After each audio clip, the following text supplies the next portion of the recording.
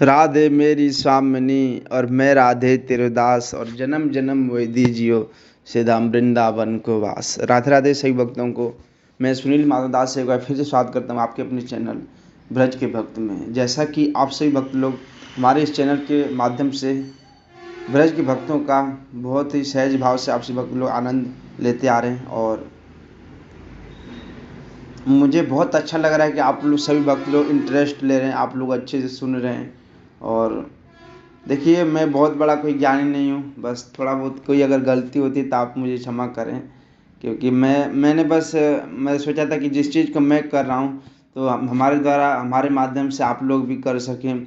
Suppose करिए किसी के पास समय नहीं हो पाता है ठाकुर जी का नाम लेने के लिए, ठाकुर जी का बुक पढ़ने के लिए, तो इसलिए मैंने सोचा कि मैं आप सभी भक्तों से शेयर करूं।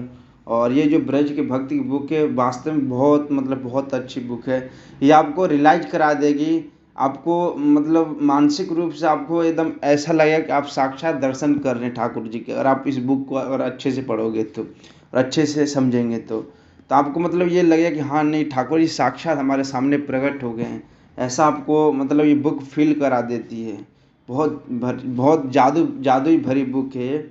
और इसके बुक बारे में जितना बोलें उतना कम है।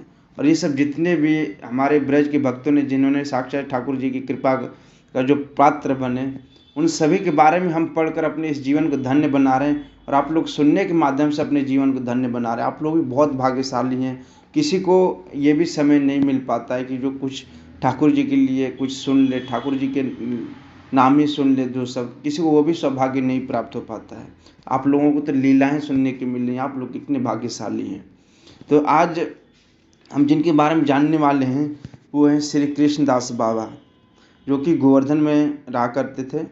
और इनके बारे में आज पढ़ेंगे और अपनी आत्मा को शुद्ध करेंगे इन लीलाओं के माध्यम से।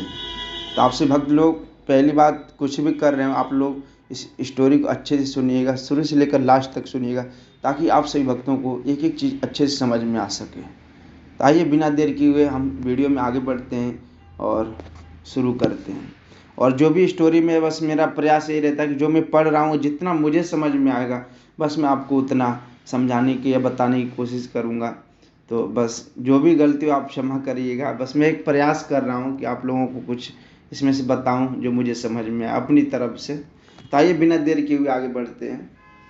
और आप लोग चैनल पर नए हो तो चैनल को सब्सक्राइब कर लीजिएगा, और सब्सक्राइब नहीं कर सकते आप लोग कमेंट में राधे राधे जरूर लिखिएगा। आइए बिना देर किए हुए चलते हैं। देखिए, यहाँ पर लिखा गया है कि श्री कृष्णदास बाबा जी गोवर्धन, वह दक्षिण देशीय दिग्विजय तैलंग पंडित जैसे खम्भ ठोक कर सबको ललकार रहा है, पर शास्त्रार्थ करने की बात तो दूर, उसके सम्मुख होने का भी कोई साहस नहीं बटोर पा रहा है।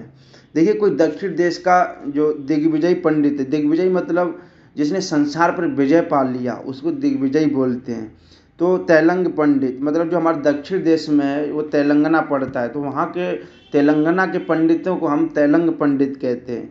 तो वहीं पर यहाँ पर लिखा हुआ है कि कोई तैलंग पंडित है और खम्भ ठोक कर मतलब ललकार रहे हैं सबको कि शास्त्रार्थ करने का कोई है जो मेरे साथ शास्त्रार्थ कर सकता है।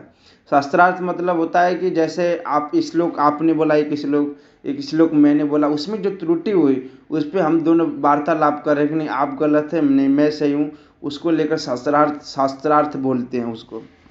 तो इनको क्या है, तेलंग पंडित सबको ललकार है, कोई है जो हमसे शास्त्रार्थ करने का साहस रखता हो, कोई है तो आओ। तो ऐसे ललकार रहे सबको, लेकिन कोई उनके सामने जाने का भी कोई साहस नहीं बटोर पा रहा है, उनके सामने जाकर बात भी करे। तो ब्रज के लिए कैसी लज्जा की बात है यह जो ब्रज सैकड़ों वर्षों से भारत का सांस्कृतिक केंद्र रहा है, वह आज एक तेलंगी पंडित के आगे नतमस्तक हो रहा है। यहाँ पर लिखा हुआ है कि ब्रज के लिए कैसी लज्जा की बात है जो हमारा भारत का सांस्कृतिक केंद्र रहा है ब्रज, वहाँ के पंडित आज एक तेलंग पंडित के आगे नतमस्तक हो रहे हैं, एक तेलंग पंडित के आगे हार मान रहे हैं। ये कैसी ब्रज की लज्जा की बात है। आज वह किस प्रकार ब्रज की नाक रखी जाए, इस विषय को लेकर वृंदावन के पंडित बड़ी चिंताग्रस्त हैं। मतलब वृंदावन के जितने भी पंडित हैं वो बहुत चिंतित हैं कि ब्रज की नाक कैसी रखी जाए और इसको कैसे मतलब शास्त्रार्थ करने में इनको हराया जाए, कैसे नीचा दिखाया जाए, बड़ा चिंतित हैं, सोच रहे हैं वो लोग। एक ही उपाय है दिग्विजय को नीचा दिखाने का, उसे गोवर्धन के सिद्ध श्री कृष्णदास बाबा के पास भेज दिया जाए, पर वे यदि भजनावेश के कारण उससे शास्त्रालाप न करें या अपने स्वाभाविक दैन्य के कारण उससे अपनी अयोग्यता ही प्रकट कर दें, तब तो रही सही बात भी बिगड़ जाएगी। यहाँ पर पंडितों ने सोच रहे हैं, एक ही उपाय है हमारे पास कि कोई गोवर्धन के कोई सिद्ध श्री कृष्णदास बाबा, वही बाबा जिनके बारे में मैं आपको ऊपर बताया अभी, सिद्ध श्री कृष्णदास बाबा के पास इसको भेज दिया जाए तैलंग पंडित को। और पर वो ये भी सोच रहे हैं कि अगर उसके पास हम भेज देते हैं, सिद्ध श्री कृष्णदास बाबा के पास भेज देते हैं, तो कहीं बाबा भजनावेश में आकर मतलब अपने भजन के आवेश में आकर उसको मतलब मना कर दें कि नहीं आप ही ब्रह्म हो, आप ही सब कुछ हो, तो रही सही सारी बात बिगड़ जाएगी। तो ऐसा वो सोच रहे हैं अभी। तो ऐसी कोई युक्ति करनी चाहिए जिससे दिग्विजय उनके पीछे पड़ जाए और उन्हें उससे पीछा छुड़ाने के लिए उससे टक्कर लेनी पड़े। मतलब ये सोच रहे हैं कि अब हमें कोई और युक्ति करनी पड़ेगी जिससे कि जो तैलंग पंडित है वो पीछे पड़ जाए सिद्ध श्री कृष्णदास बाबा के, और फिर सिद्ध श्री कृष्णदास बाबा को पीछे छुड़ाने के लिए तैलंग पंडित से टक्कर लेनी पड़ जाए, शास्त्रार्थ करना पड़ जाए। आखिर पंडितों ने एक युक्ति सोच ली। वे दिग्विजय के पास गए, यथोचित आदर सत्कार प्रशंसा और स्तुति के पश्चात बोले, मेहमना हम सब आपकी प्रतिभा से प्रभावित हैं, हमें ऐसा कोई नहीं जो आपसे आलाप भी कर सके।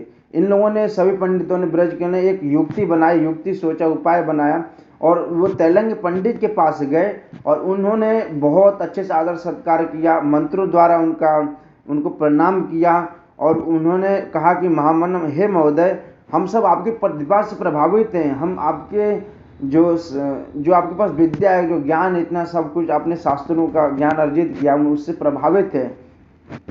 आप इतने लोगों को ललकार रहे हो लेकिन आपके सामने, आपके सम्मुख आने का कोई साहस नहीं कर रहा है, और हम में से तो ऐसा कोई है ही नहीं जो आपसे आलाप भी कर सके, यानी हम में से कोई ऐसा नहीं है जो आपसे बात भी कर सके। लेकिन हमारा निवेदन है, एक निवेदन है कि आप गोवर्धन के श्री कृष्णदास बाबा के पास जाने का कष्ट करें। दिग्विजय जो तैलंग पंडित हैं, ब्रज के पंडित उनके यहाँ गए हुए हैं और वो बोल रहे हैं कि हमारा आपसे एक निवेदन, हम में से तो खैर कोई नहीं है लेकिन हमारा आपसे एक निवेदन है कि आप हमारे गोवर्धन के सिद्ध श्री कृष्णदास बाबा के पास जाइए। वे ब्रज के सभी पंडितों के मुकुटमणि हैं, वो सभी पंडितों के मुकुटमणि हैं। यदि उन्हें आपने परास्त कर दिया तो समझिए आपकी विजय की डंका बज गई, विश्व में आपका डंका पिट गया। पर वे आसानी से हाथ आने वाले व्यक्ति नहीं है। जब वे मतलब ये जो सारे पंडित लोग वहाँ पर गए थे तो उन्होंने बताया कि सिद्ध श्री कृष्णदास बाबा के पास आप जाइए और उन्हें आप उनके पास आपको खुद जाना पड़ेगा, उनसे आग्रह करना पड़ेगा। और वे क्योंकि उनके पास इसलिए जाइए क्योंकि हमारे जो पंडितों के मुकुटमणि हैं, मतलब मेन वही हैं। अब जैसे आपको एग्जाम्पल से मैं समझाने की कोशिश करता हूँ, जैसे कोई फैक्ट्री होती है, ठीक है, फैक्ट्री में मान लीजिए कोई किसी चीज़ का फैक्ट्री है, खिलौने का फैक्ट्री है, ठीक है, खिलौने का फैक्ट्री जो होता है वो मतलब एक तो फैक्ट्री होता है, पूरा भंडार होता है, वो भंडार से निकल कर जगह जगह जाकर सेल होता है, बढ़ता है। लेकिन जहाँ से आ रहा है वो मेन है, जो चीज़ आपको पूरे जगह पर नहीं मिलेगी वो मेन चीज़ पर जाकर आपको मिल जाएगी। जैसे कोई सामान हम खरीदने जाते हैं तो कोई चीज़ हमें नहीं मिल पाती है, तो लेकिन फिर हम वहाँ जाते हैं जहाँ पर उस चीज़ का बनता है, जहाँ पर उसका रसायन होता है। तो ऐसे ही ये जो थे हमारे जो बाबा हैं, जो ब्रज के ये सिद्ध श्री कृष्ण, ये ब्रज के पंडितों के मुकुटमणि थे। जैसे मुकुट में सिर्फ मणि एक ही होता है, मुकुट तो बहुत बड़ा था लेकिन मणि एक होता है छोटा सा जो बीच में, तो वही यहाँ पर इनको ब्रज के पंडितों का मुकुटमणि ने सिद्ध श्री कृष्णदास बाबा को यहाँ बताया गया है। तो यही मैं छोटा सा एग्जाम्पल की उससे आपको समझाने की कोशिश किया, और आप लोग समझ में आ जाए तो हमें बताइएगा। तो यदि उन्हें आपने परास्त कर दिया तो हम समझ लेंगे कि आपकी विजय हो गई। लेकिन समझा रहे हैं कि आप ऐसे नहीं कि आप जाओ और बोलो कि मैं आपसे शास्त्र लाभ करना चाहता हूँ, तो बाबा तुरंत तैयार हो जाएंगे। वो ऐसे नहीं करेंगे, आपको पहले उन्हें उकसाना पड़ेगा, उनसे आपको आग्रह करना पड़ेगा और आपको आपको उन्हें थोड़ा अपना पंडित्व दिखाना पड़ेगा, आपको प्रदर्शन करना पड़ेगा, क्योंकि वो उसी से शास्त्र लाभ करते हैं जो थोड़ा बहुत भी शास्त्रों का ज्ञान रखते हैं, सिर्फ उन्हीं से करते हैं। आप ऐसे जाएंगे कुछ बोलेंगे नहीं तो आपसे कुछ करेंगे ही नहीं, शास्त्र लाभ करने के लिए तैयार ही नहीं होंगे। तो ऐसे समझाकर भेजते। फिर क्या, दिग्विजय के अभिमान को उकसा देने के लिए इतना पर्याप्त था। फिर वे दूसरे दिन वृंदावन से गोवर्धन गया। श्री कृष्णदास के बाबा के पास जाकर बोला, सुना है आप ब्रज के पंडितों के मुकुटमणि हैं, मैं आपसे शास्त्र लाभ का विजय पत्र लिखवाने आया हूँ। तो दिग्विजय जो वृंदावन से सीधा गोवर्धन गए और सिद्ध श्री कृष्णदास बाबा के पास जाकर बोले, सुना है कि आप ब्रज के मुकुटमणि हैं और मैं आपसे शास्त्र लाभ कर विजय पत्र, मतलब मैं आपसे शास्त्र लाभ करके मैं विजय पत्र लिखवाने आया हूँ। मैं आपसे लिखवाऊंगा जब मतलब मेरा हो जाएगा, मैं आपको जब पराजित कर दूंगा शास्त्र लाभ में, हाँ मेरी जीत हो गई तो मेरी डंका बजनी चाहिए। उसे तो अपनी डंका पिटवानी थी, विजय की डंका। बाबा ने सोचा ये कहाँ की मुसीबत आ गई। उन्होंने बहुत चेष्टा की और दैन्य और छल्य वाक्यों का प्रयोग कर उसे टाल देने की, पर वे किसी प्रकार उन्हें छोड़ने को राजी न हुआ। बाबा ने बोला कि हाँ भैया आप ही हो सब कुछ, हमें नहीं आता ये सब सारी चीज़ें, आप ही ब्रह्म हो, आप बहुत बड़े ज्ञानी हो, आप बहुत बड़े तपस्वी हो, आपके जैसा कोई शास्त्र लाभ करने का कोई साहस नहीं रख रहा है, आप बहुत बड़े। ऐसे ऐसे बाबा मतलब दैन्य छल करके उसको वो करने लगे। तो उसे अपनी विजय की जो डंका पिटवाना था, तो उससे कुछ क्रुद्ध हो दुख प्रदर्शित करते हुए कहा, मतलब वो अंदर से वो क्या और दुख प्रदर्शित, मतलब चेहरे पे उदासी टाइप का लाकर, और कहा मैं ब्रज में यह जानकर आया था कि यहाँ बहुत से बड़े बड़े पंडित रहते हैं, उनसे शास्त्र लाभ कर आनंद का उपभोग करूँगा, पर देखता हूँ कि यहाँ एक भी पंडित नहीं जो श्रुति का शुद्ध रूप से उच्चारण भी कर सके। जब बाबा मना कर दिए कि नहीं ये सब चीज़ें, तो वो दुखी होकर बोला कि मुझे नहीं लगता कि यहाँ पर कोई ऐसा कोई पंडित है, मैं तो ये सोच कर आया था यहाँ पर बहुत बड़े बड़े पंडित हैं। और तो उन्होंने एक संस्कृत का शब्द लिया, श्रुति का शब्द लेकर बोले कि मुझे नहीं लगता कि यहाँ के किसी कोई पंडित श्रुति शब्द का अर्थ भी सही से उच्चारण भी कर दे इसका। तो फिर मैं ब्रज में ये जानकर आया था कि यहाँ बहुत से बड़े बड़े पंडित रहते हैं, उनसे शास्त्र लाभ कर उपभोग करूँगा, लेकिन जो ऐसा कोई नहीं है जो श्रुति का शुद्ध रूप से उच्चारण भी कर सके। तो सिद्ध बाबा ने कहा, हाँ आपके समान वेद परायण पंडित यहाँ कोई बिरला ही होगा। आप यदि सामवेद का कोई मंत्र पढ़ कर सुनाए तो बड़ी कृपा होगी। तो बाबा बोले कि हाँ इसका अर्थ तो आप जैसा कोई बिरला ही दे सकता है।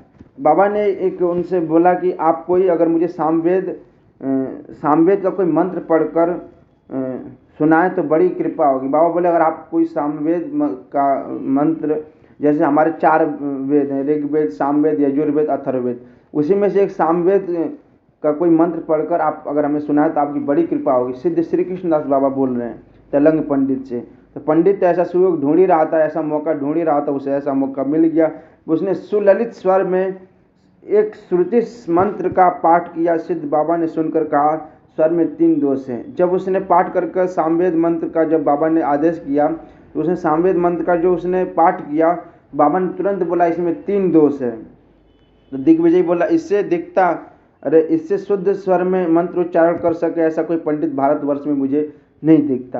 तो पंडित बोले कि जो तेलंगी पंडित है, उन्होंने बोला कि मुझे तो नहीं लगता कि इसका कोई शुद्ध उच्चारण पूरे भारतवर्ष में कोई पंडित अगर कर दे तो मुझे नहीं लगता ऐसा, मुझे कोई दिखता भी नहीं ऐसा जो इसका उच्चारण शुद्ध रूप से कर दे। आप ही और शुद्ध रूप में उच्चारण करें देखूं। तो बाबा कोई बोलने लगा, सिद्ध श्री कृष्णदास बाबा कोई बोलने लगा तेलंगी पंडित कि आप ही इसका उच्चारण शुद्ध रूप से करें, जरा मैं देखूं कैसे उच्चारण होता है। तो तब सिद्ध बाबा ने स्वयं शुद्ध स्वर में मंत्र का पाठ किया और दिग्विजय उसे सुनकर स्तब्ध और चकित रह गया, हक्का बक्का रह गया सुनते ही एकदम। उसने बाबा को साष्टांग दंडवत कर कहा आपकी जो विद्या जागतिक नहीं है, मतलब आपकी जो विद्या है वो जगत के लिए नहीं है, ऐसा कोई व्यक्ति इस जगत में नहीं जो आपकी बराबरी कर सके। तो उसने क्या किया, फिर हार मान लिया और वो बोलने लगा कि ऐसा कोई शायद ही होगा जो आपकी बराबरी कर सके, बट मुझे नहीं लगता कि कोई आपसे अब बराबरी कर सकता है। बात बिल्कुल ठीक थी, बाबा की विद्या जागतिक नहीं थी, उनका कुछ भी तो जागतिक नहीं था, पर प्रारंभ से ही उनका जीवन किसी दिव्य शक्ति द्वारा परिचालित और परिपूरित था। तो वहाँ पर वो तेलंगी पंडित हार जाता है, उनसे नतमस्तक हो जाता है और उनसे कहकर चला जाता है कि आपसे आपकी बराबरी कोई नहीं कर सकता। लेकिन उनसे एक बात कह गया कि जो आपकी विद्या है वो जागतिक नहीं है, मतलब आप जो बाबा की विद्या मतलब जगत के लिए नहीं है।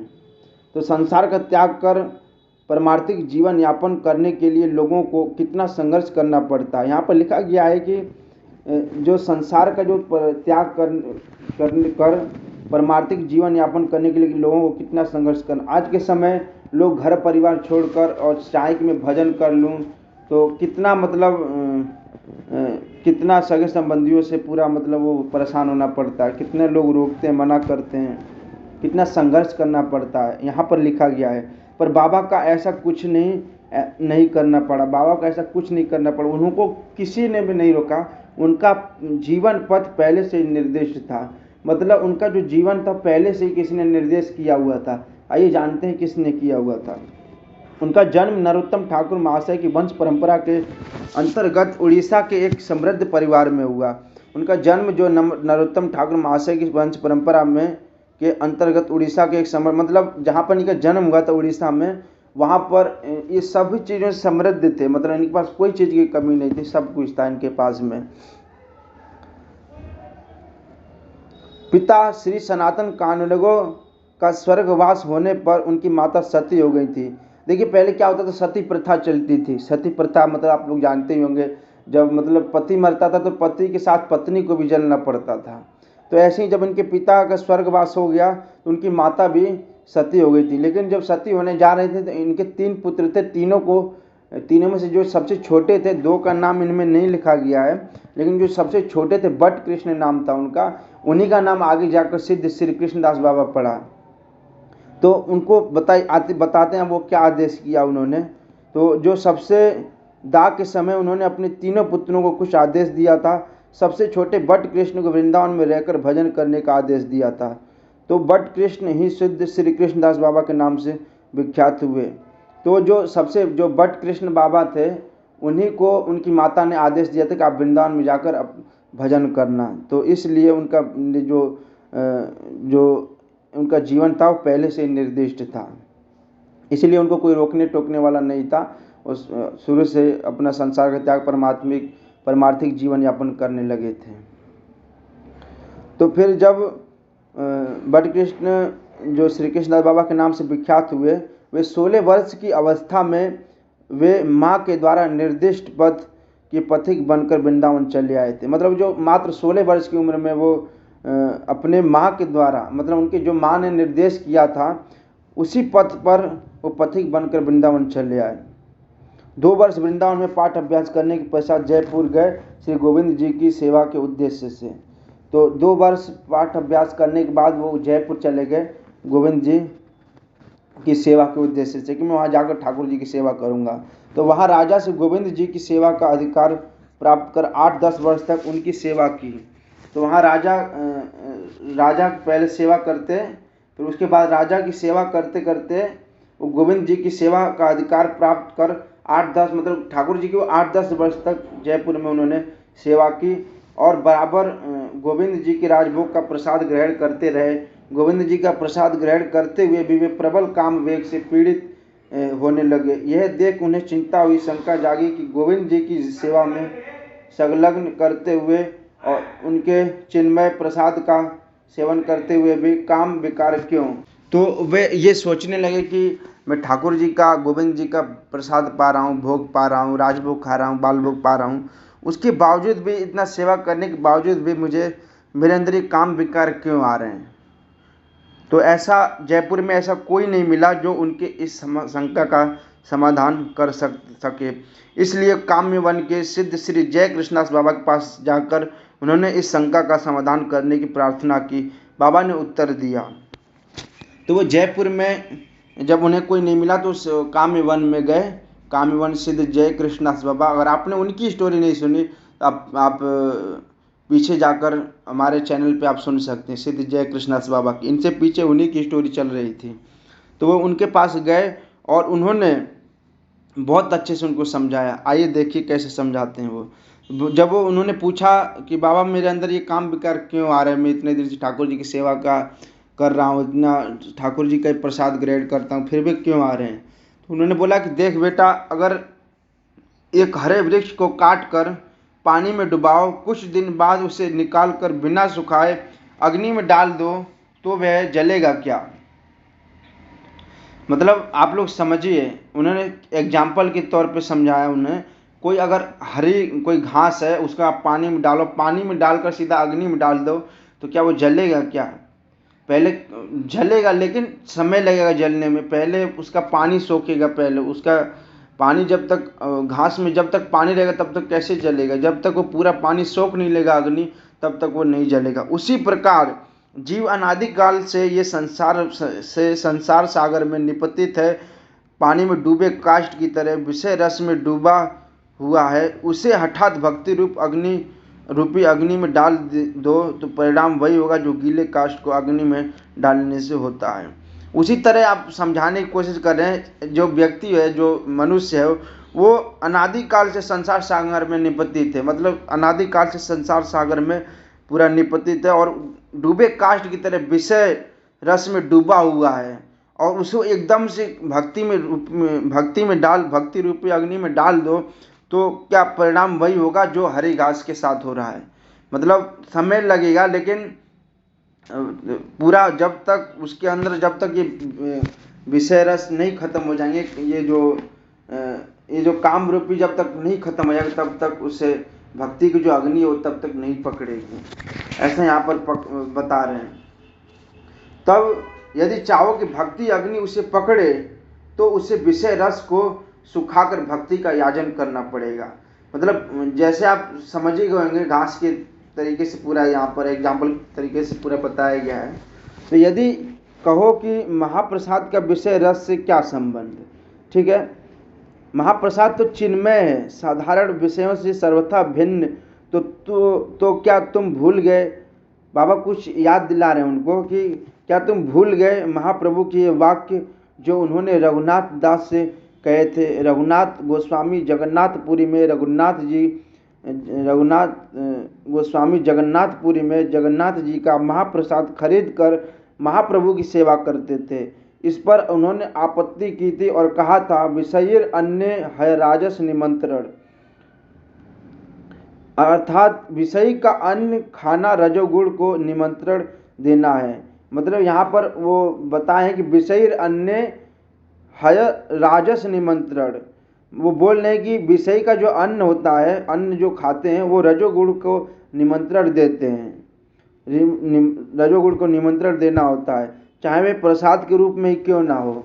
इसके विपरीत जब उन्हें यह पता चला था कि रघुनाथ स्वयं जगन्नाथ जी के उस प्रसाद को धोकर उसका सेवन करते हैं, तो बासी और सड़ा भूसा होने के कारण मार्ग में फेंक दिया जाता है और जिसे जानवर भी सूंघकर छोड़ जाते हैं, तब उन्हें भी उस प्रसाद का लोभ हो आया था। उन्होंने रघुनाथ के पास जाकर उसका एक ग्रास छीनकर खा लिया था और कहा था, नित नित नाना प्रसाद खाई, ऐछे स्वाद आर को न प्रसाद न पाई। अच्छा सुनो, तुम्हें इस संबंध में एक घटना सुनाता हूँ।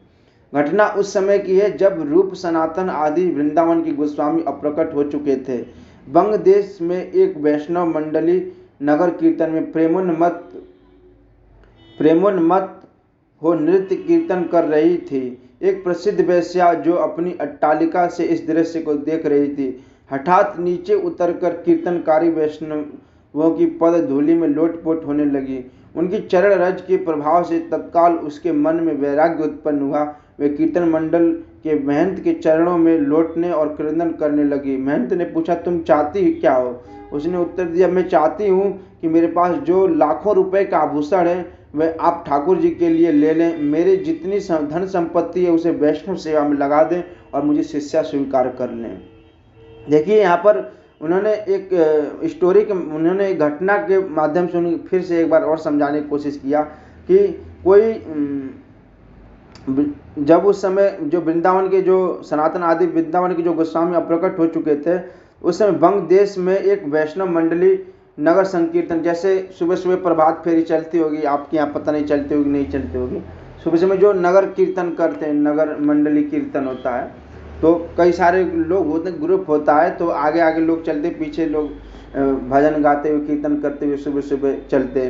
तो वो गली में कर रहे थे, तो एक वैश्या का घर था और बहुत प्रसिद्ध वैश्या थी, तो उसने छत से अपनी देखा तो वो मतलब मोहित हो गई। वो ठाकुर जी का नाम सुनकर उसको पूरा मतलब वो होने लगा, और जाकर नीचे आकर वो लौटने लगी, कीर्तन में आके पूरा लौटने लगी, और उसके अंदर वो वैराग्य आ गया, और वो बोलने लगी कि मैं जो वहाँ के जो पुजारी थे कि उनसे पूछती है कि चरणों में लौट कर क्रंदन करने लगती है कि महंत ने पूछा कि तुम क्या चाहते हो। उन्होंने पूछा कि आप ऐसे कर रही हैं, इतना लौट रही हैं, इतना सब कुछ वो कर रही हैं, आप क्या चाहती हैं। तो महंत ने उसने उत्तर दिया, मैं चाहती हूँ कि मेरे पास जो भी धन है, आभूषण है, मेरे पास लाखों जो संपत्ति है, मैं आपको उसे मैं सब वैष्णवों की सेवा में लगाना चाहती हूँ, तो और मुझे आप अपनी शिष्या स्वीकार कर लें, ऐसा मैं चाहती हूँ। तो बाबा बोले, वो महंत जी बोले, ठीक है,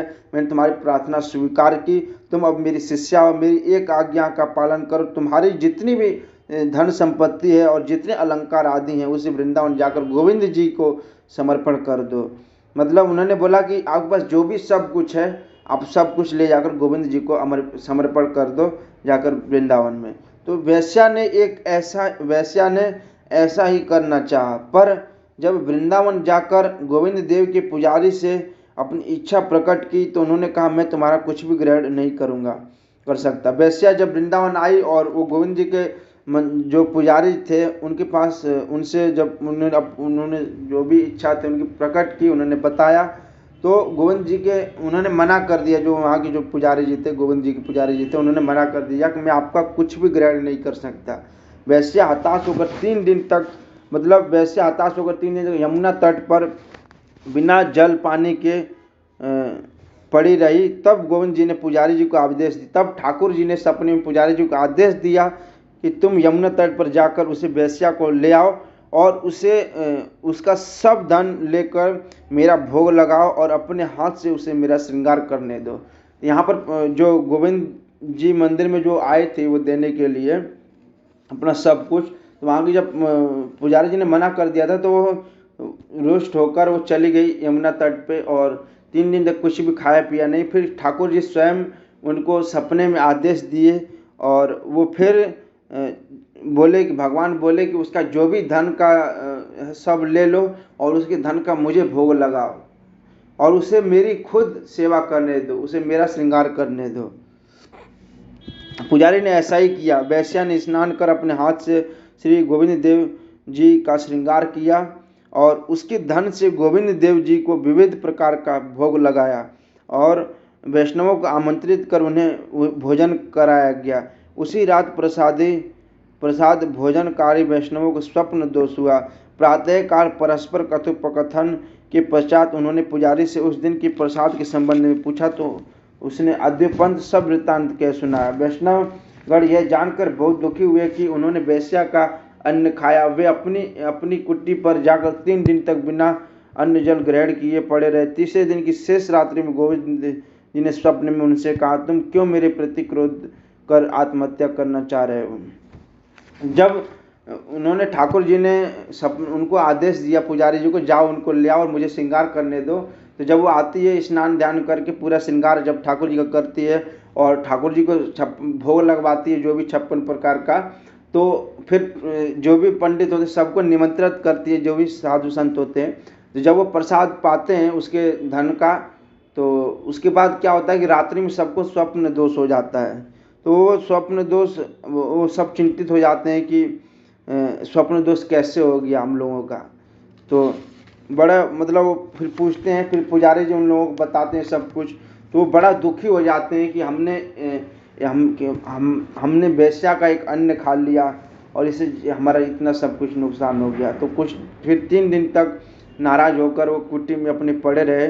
कुछ दिन 3 दिन तक कुछ भी नहीं पिया, खाया पिया कुछ नहीं, ऐसे ही शेष रात्रि में सब कुछ ऐसे ही पड़ा रहा, सब कोई कुछ नहीं खाया। और फिर भगवान आए सपने में, सबको बोले कि आप तुम लोग मेरी वजह से क्यों आत्महत्या करना चाह रहे हो, तुम मेरे प्रति क्रोध कर आत्महत्या क्यों करना चाह रहे हो। तो आत्महत्या, फिर वो लोग बोले कि सपने में बात हो रही है, तो बोले कि आत्महत्या ना करें तो क्या करें, तुमने हमारा घर द्वार छोड़वाया, इतने दिन अपने चरणों की शरण में रखा, क्या इसलिए कि वेश्या का अन्न खिलाकर हमारा धर्म नाश करो। पंडितों ने एक साथ उत्तर दिया, सभी पंडितों ने एक साथ उत्तर दिया कि हम आत्महत्या करें ना करें तो क्या करें, हमने सब कुछ आपके ऊपर विश्वास कर, हमने सब कुछ छोड़ा, अपने घर परिवार सब कुछ, सिर्फ क्या इसलिए कि हम वेश्या का अन्न खाने के लिए हमने ये सब कुछ, इतना सब कुछ किया हमने। तो गोविंद जी बोले कि मैंने कब कहा था तुमको कि वेश्या का अन्न खाने को, मैं तो सभी कुछ खा सकता हूँ, पर तुमसे सब कुछ खाने को कहूँ तब ना, मैंने तुमसे कब कहा, ऐसे गोविंद जी बोल रहे।